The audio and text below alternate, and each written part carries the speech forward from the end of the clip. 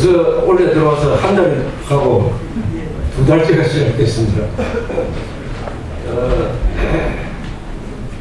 아주 그 의미 있는 통계가 하나 있었습니다. 삼성전자가 세계에서 가장 큰 전자회사가 됐다고 합니다. 작년에 매출액이 약 135조, 영업이익이 10조 9,200억, 약 11조. 지금까지 전자 부분에서 제일 큰 회사는 HP라는 약자로 유명한 이 휴렛 패커드라는 회사인데, 그 회사를 누르고 매출 기준으로 세계에서 제일 큰 회사가 되었습니다.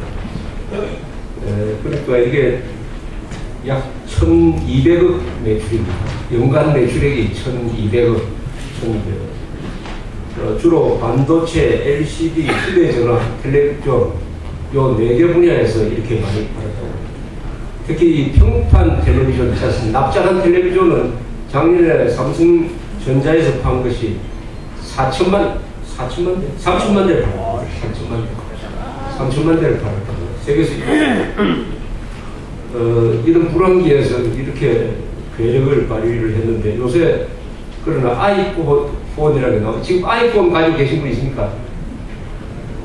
요새 아이폰이라는 요 핸드폰보다 약간 큰, 저는 지금 안 가지고 있습니다만 곧 살 예정이거든요. 일종의 들고 다니는 인터넷이라고 보면 됩니다. 가지고 다니는 인터넷 플러스 전화, 휴대전화.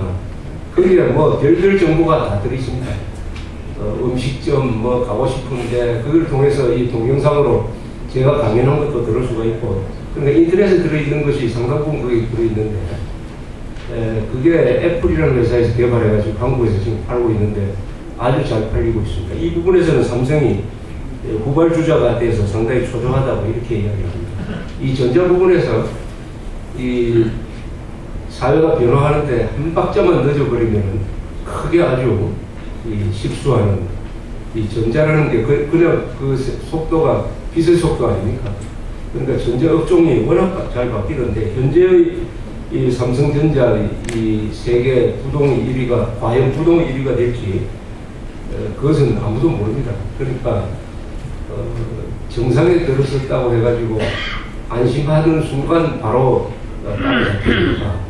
이 자유시장 경제가 얼마나 비정한지를 잘 보여주는 게 바로 삼성전자의 1등, 그리고 소니가 아주 뒤로 밀린 것, 그러다가 또 소니가 또 다시 따라올 수도 있는 것입니다.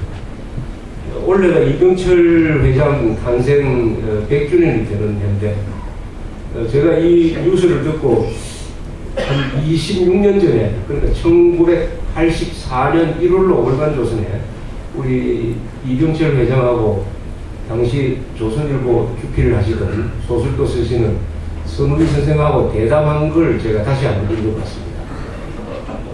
26년 전입니다. 그때 이병철 회장이 반도체에 모든 걸 걸겠다고 선언한 다음이었어요. 1982년에 이분이 삼성은 앞으로 반도체에 올인한다 하는 선언을 한 직후에 있었던 대담이었는데, 이분이 왜 반도체로 갈 수밖에 없었느냐 하는 설명을 하는 게 아주 인상적이었습니다. 이 이병철 씨는 원래 출생이 의령군 아닙니까? 의령군. 그 마을이 진양군하고 가까운 데 있습니다. 그래서 구인회 씨, LG그룹 창설자 구인회 씨, 그리고 조선그룹을 창립한 조홍재 씨, 그리고 이병철 씨, 이분들이 다 소년 시절에 친구였습니다. 그래서 지수국민학교라는 그 국민학교에 같이 다녔어요. 그런데 이병철 씨는 그 대대로 아주 큰 지주입니다.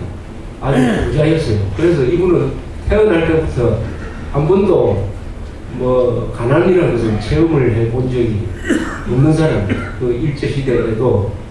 그래서 왜 사업을 하게 되었느냐 하는 자기의 설명이 이랬습니다.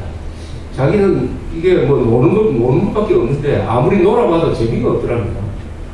그래서 그 유산을 가지고 사업을 하니까 사업이 그렇게 재밌더래요. 사업이. 그래서 자기는 사업을 완전히 재미로 시작을 했답니다.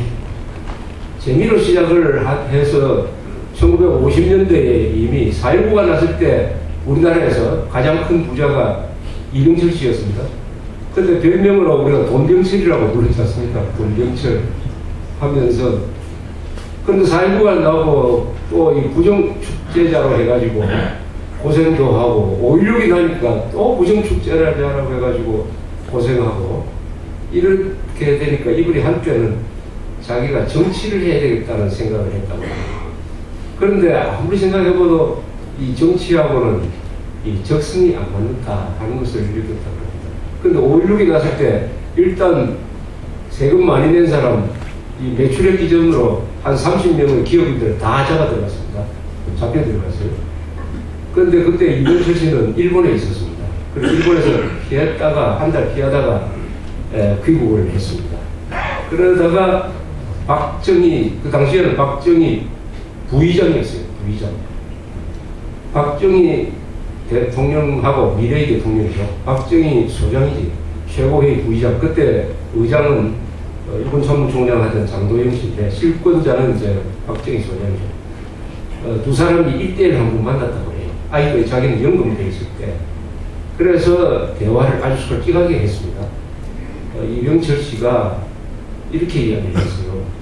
지금 왜 우리를 잡아넣느냐. 탈세했다고 뭐 이렇게 했다고 잡아넣는데 지금 세금대로 우리가 세금을 낼 수가 없다. 지금 세금은 어떻게 되어 있느냐 하면 이익을 올리는 것보다도 더 많은 세금을 물리니까 탈세를 안 할 수가 없다.